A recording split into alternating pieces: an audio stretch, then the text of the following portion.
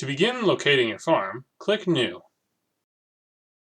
Your farm is given a default name, which you can change if you like. Click OK. You can choose metric or imperial as your units of measurement. Let's choose metric. Now we can select our province. Let's choose Alberta. The map is divided into Soil Landscapes of Canada, or SLC polygons, which are identified by an SLC number. Each polygon on the map will have an associated set of soil characteristics. You can zoom in the map by using the scroll wheel on your mouse, or by using the magnifying icon just above the Next button. Click a point in the polygon closest to your location for the most accurate climate data.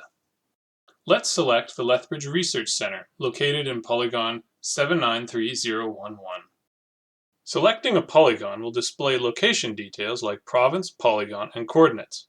You will also see soil and hardiness zones. Select the appropriate choice for your soil type and hardiness zone.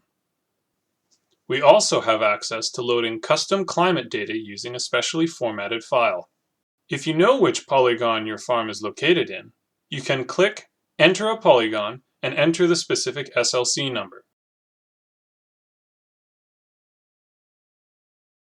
If you wish to change your farm location, you can click on another point within the map. You have now located your farm.